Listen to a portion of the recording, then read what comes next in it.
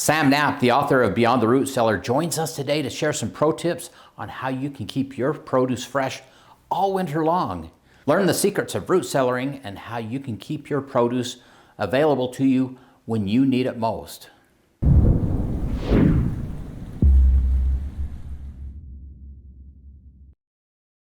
Hey, Provident Preppers, I'm Jonathan. And I'm Kylene, and we have a super incredible treat for you today.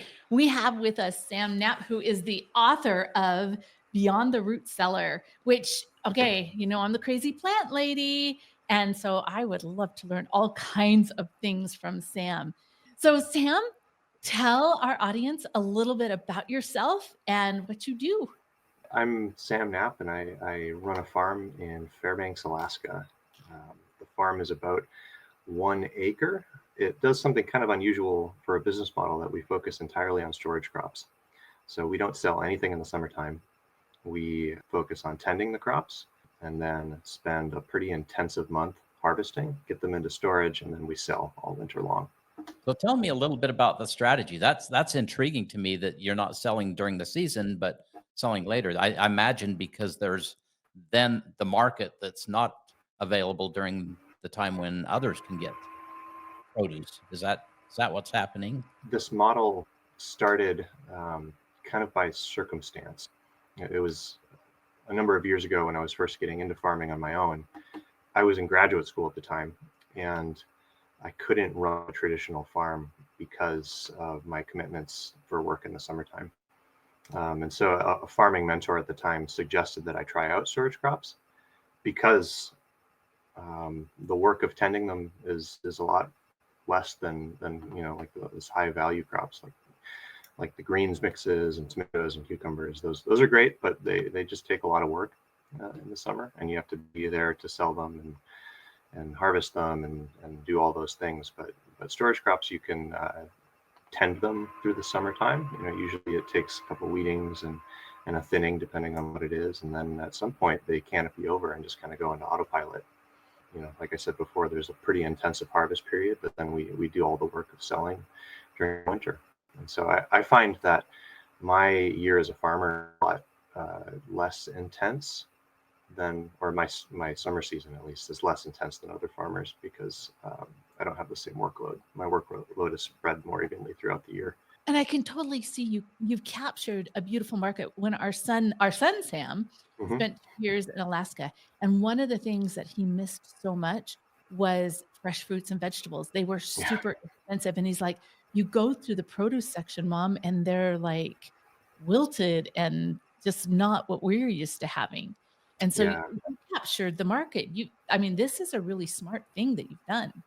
So Beyond the Root Cellar, I actually super enjoyed reading it. And I'd like to apply that a little bit to our audience who would probably be growing some of their own food and need to put it in a root cellar and save some of it versus processing all of it. So talk to us about some of the basics.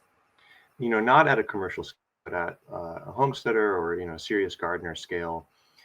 One of the biggest things you can do to have really high quality vegetables deep into the winter is a few things around harvest time. One big thing is making sure that your crops are mature, and that, you know, that's a planning thing earlier in the season, making sure that you're planting early enough, of course, to get those things mature by the time you have to put them into storage.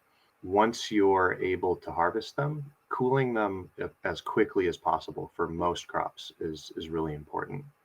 There are some exceptions there. You know, there are crops like onions and squashes that the cooling quickly isn't as important, but all of those kind of, you know, leafy things like cabbages, all the roots, carrots, turnips, beets, cooling them as quickly as possible is really, really important.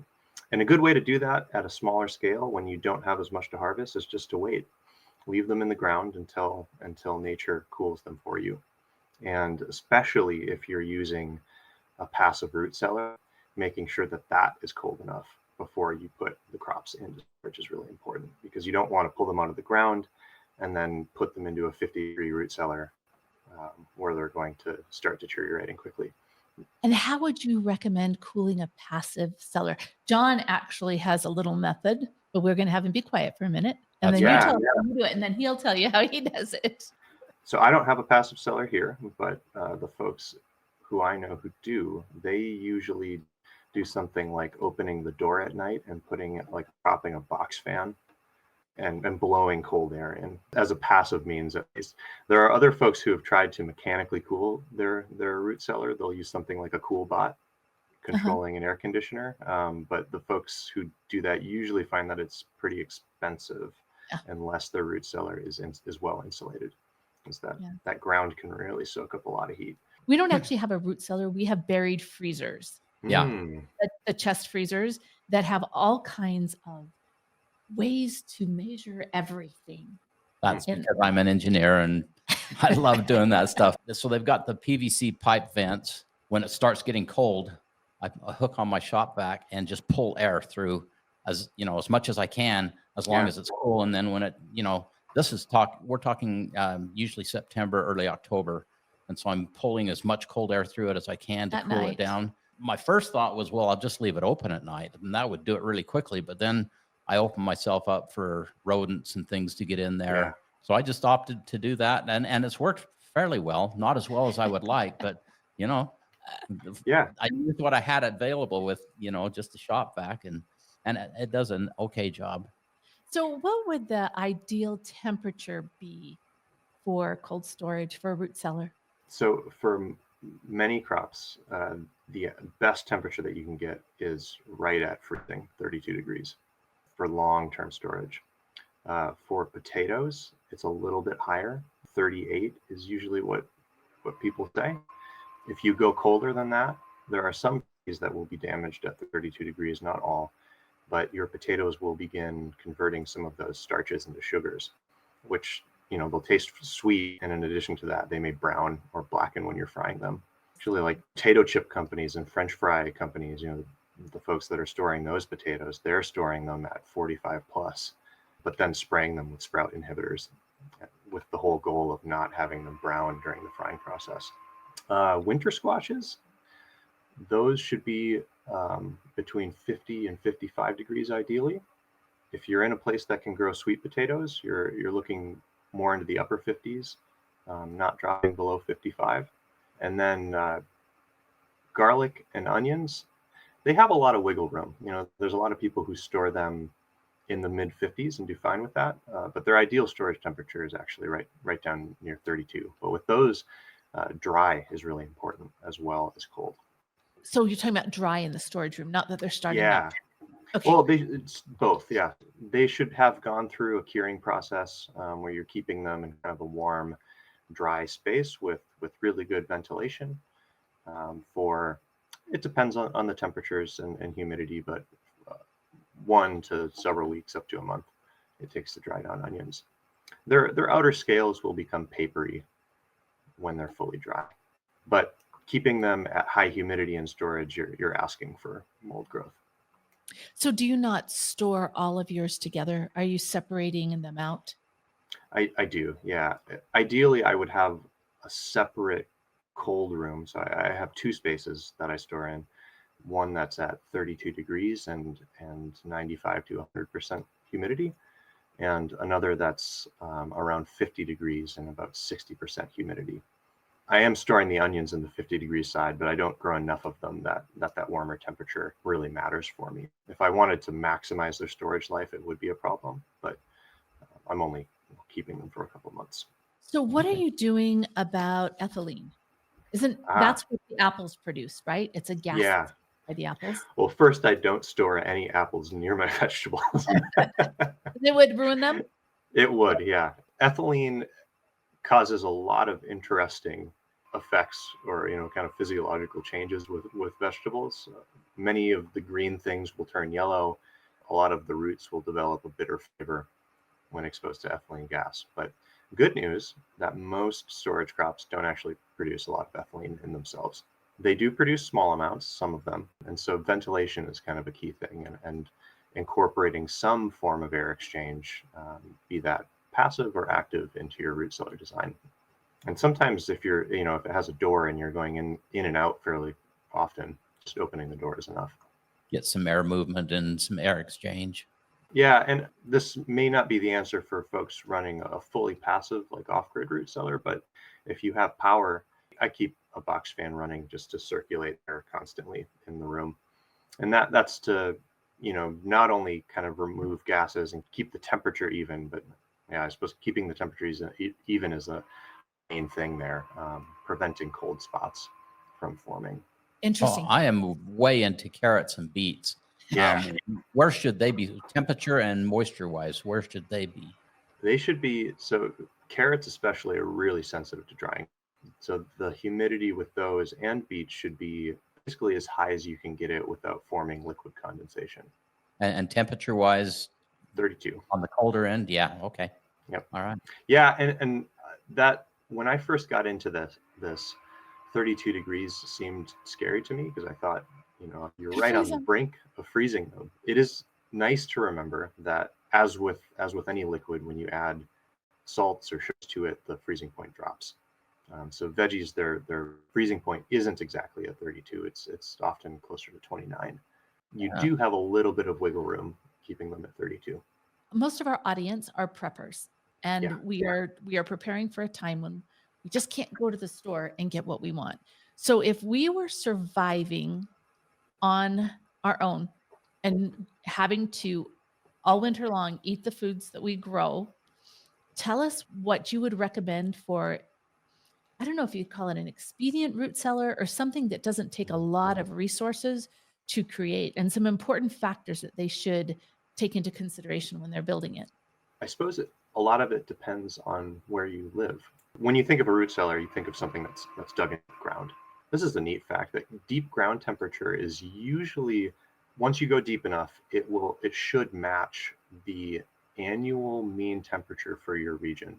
That's good to know. Yeah, I remember when I lived in the UP of Michigan, when I was farming there were a lot of copper mines in the region. And when you would go and do a deep copper mine, the temperature was always 45 degrees, no matter the time of year, because you were deep enough that you'd kind of reached that point where you were at the annual temperature.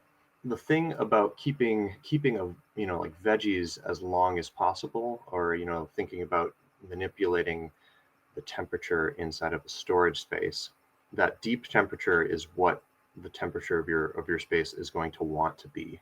If it's 45 degrees, it's going to be steered by the thermal mass of the ground towards being 45 degrees. Right. And you can adjust that by poking it up closer to the ground or sinking it deeper in. Now, let's say a disaster happens and you need to do this quickly. Obviously, digging a hole is kind of the first thing to start.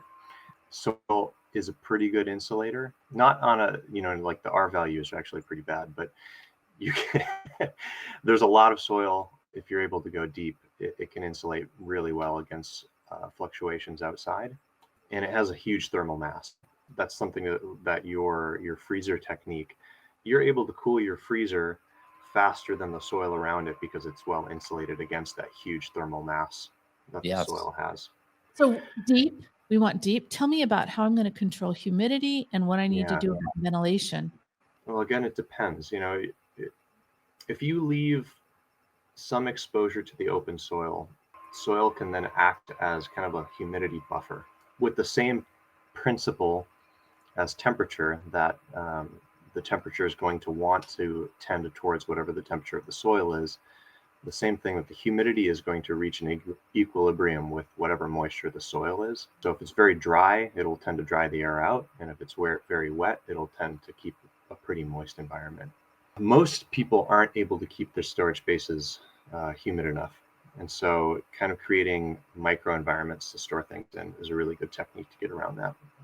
It can be as simple as using like Rubbermaid totes and poking holes in them so that you are creating a small humid space, and the holes are for ventilation so that you're not building up gases like carbon dioxide and ethylene that might form in there.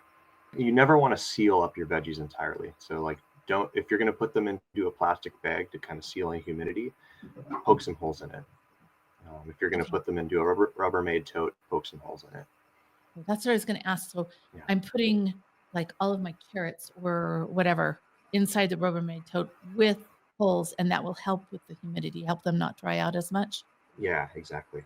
Along with that, if your storage temperatures aren't, right at 32 or kind of tending towards those colder temperatures, washing things up front is generally not a good idea. Whereas if you're able to hit those cold temperatures, you can really wash whenever you want to, or it's practical. So ventilation. Oh, yes. Ventilation is important, but how would I do that? A good way to get ventilation passively is to set up kind of like a convection flow. And an easy way to do that is to install two ventilation openings into a space, connect one of them to a pipe that goes low, and then another one, an opening that's high. And so as warm air exits or as cold air enters at the bottom, it will force the warm air out the top, and you'll get this natural convection flow.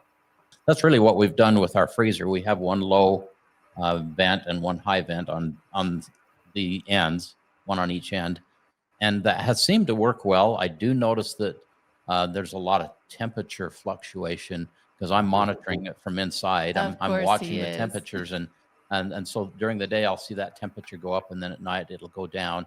Should I try and minimize that? Should I try and close those vents off part way during What kind of fluctuations are you seeing? I'm curious. So what are your temperatures? Typically, like right now, we're at about 34 degrees, and then it will go up maybe to 36, 37, 38 during the day, and then back down. And I'm attributing that because the ground mass shouldn't be changing much. So I think it's just my vents bringing in colder air at night and warmer air during the days, and it's influencing that a little bit. And I guess should I try and minimize that by closing off those vents at times? It would be interesting to see what happened to the temperature if you did close them. Off the top of my head, I don't know if fluctuating a few degrees is a drastic problem towards storage life. When I think about veggies in storage, they're dormant and they're using their stored energy, to last through the winter at a very slow rate. And anytime that you raise the temperature, you increase the rate at which they're using up that energy. And so, does it matter that much? I don't really know, but just theoretically, the cumulative exposure to those warmer temperatures will shorten the length of time that they can remain dormant. And we've actually done really well. We put our potatoes in usually about the 1st of October, and the last ones come out towards the end of April. And they do really well. Sometimes by the end of April, they're starting to sprout a little bit. Can they sprout without light? That's confused me a little bit, but they do start sprouting a little bit, but they're still reasonably good quality potatoes, and we eat them. So I've been impressed that, we go 7 months with them in there, and it's worked just extremely well. Yeah, thinking about kind of the prepper community, I think potatoes are a great crop because, well, for a couple of reasons. One, because they're calorically dense, denser than a lot of the other classic storage crops, but they're also more forgiving as far as temperature and humidity. Well, they want to be at a slightly higher temperature, and they can take a little bit more abuse. They're not going to dry out the same way that carrots and parsnips do, for example. I also think cabbages are a fairly forgiving crop, to bring some greens into your life. The nice part about cabbages is that if something goes wrong, the damage usually starts to appear on the outside of the cabbage, and you can always peel that away to reveal a pristine cabbage head underneath. And that's an extremely good point, because you want that diversity of nutrients, the cruciferous as well as the other things. The more diversity you can get, the healthier you're going to be, the more of your nutrient needs that you're going to be able to satisfy. That's a really good point. I love Savoy cabbages. They're not as dense as the typical green cabbage head. They're the ones with kind of the crinkly leaves. Yes. And those leaves often have a lot more chlorophyll in them still by the time you're eating them. So it's just a denser green that you can get deep into the winter time. Hey, speaking of that, the carrots in your book are gorgeous. What thank you. variety are they? Those are storage carrots. The orange ones are boleros. Bolero is really the king of storage carrot varieties. And almost any commercial farmer you talk to who's storing carrots is growing Bolero. Okay, so I need to know your secret to germinating carrots. Oh, the key with germinating carrots, and you can extend this to parsnips, which are similar but even harder, is you can't ever let the seedbed dry out. So how do you And keep it from drying out? so I use drip irrigation on my farm because it's very dry at the time that we're germinating seeds here. And so the drip irrigation will run usually 3 times a day, Oh, wow. every day for 15 or 20 minutes, with the goal of kind of like fully wetting the seedbed surface and keeping it wet for the 10 days or 8 to 12 days that the carrots take to germinate, depending on the temperatures. Yeah, that has been a struggle for us, and we'll Mhm. have to try and do a better job of keeping that wet all the time for that Yeah, germination time. I've used row cover in the past. I've heard of people using burlap, although I don't have a good source for burlap here as a means of keeping the sun and wind from drying out the seedbed as well. Right. So back to our root crop storage. So Yeah. how long are you able to keep them good enough for market? What Hmm. is the longest that you can extend that? I usually am not reaching that full life. I usually sell out before then, although I'll That's keep. awesome. Yeah, it's nice. I'll keep That's awesome. crops for the family though. And carrots, I can keep them looking pretty good until mid-April or so, after harvesting them in September. And cabbages, I mean, cabbages are great again because you can peel them. I've taken cabbages into July of the following year. Wow. That's awesome. That's impressive. Yeah, I know people around here who have, they dig cold holes and keep their roots in that. It's just a Oh, deep teach me hole. about a cold hole. It's just What's a deep cold? hole. Yeah. The ground temperatures around here are quite cold. Depending on where you're looking at it, you may have permafrost, you may not. And so people use these deep holes as a means of refrigeration if they're living off grid, or if they don't have access to consistent power. So are you It, just like putting a piece of wood over the top of the hole? it depends on, yeah, a piece of wood with some insulation usually is what folks use. Some kind of trapdoor. And how deep do they go with these cold holes? I would say at least 5 feet because the frost penetrates quite deeply here. Yeah, Right. usually 8 to 10 feet is what most people do. I know a guy who sunk an entire. He got an 8-foot culvert from a road project that was left over, and he sunk the whole thing upright into a hole. He must have rented an excavator because that would have taken a month of time to dig by hand. Well, not something you could throw on your back anyway. No. Okay, so the base of that, am I correct that you would want it to be dirt to help regulate the humidity versus pouring concrete in the bottom of it, or am I wrong? It depends what your walls would be. Maybe you want the convenience of a concrete floor, and also the like to prevent moisture from seeping and pooling from underneath. You have to really pay attention to your water table when you're digging something like that. If the walls are exposed soil, then it really doesn't matter what the floor is. Thank you, Sam. This is Yeah. great. Like I know that the book is written for market, right? For Mhm. market crops, but I found there's just so many really cool things about, like, you list every crop a lot of crops. Yeah. And how to store them and the temperatures, and some of these, they're just beautiful. Very You've well done done. a great job. Where can our audience find your book? I think a great place to get it is directly from the publisher, which is Chelsea Green Publishing. Okay. So you can buy it through their website. You can get it most anywhere that books are sold, but buying direct from the publisher is always helpful. So we will leave a link for that. So if you'd like to buy the book, check out the link. And then, Sam, what do you have to tell our audience? What would you like to share with them before we leave? Things never get better in storage. So you want to harvest your crops in the best condition possible and put them into storage in the best condition possible. And you're never going to see things improve. And what would you offer up to motivate somebody? We are always trying to motivate our audience to to grow a garden, that to at least grow some of your own food. And, partly for the learning process and Hmm. partly for the ability to at least provide some of your own food. And it's fun to see people get excited and start with something small and then expand. And some we're still struggling with to get them to take that first step. Do you have any good advice? Yeah, it is so satisfying to eat something that you've grown uh, deep into the winter time, when the sources of local produce and food have kind of dwindled away.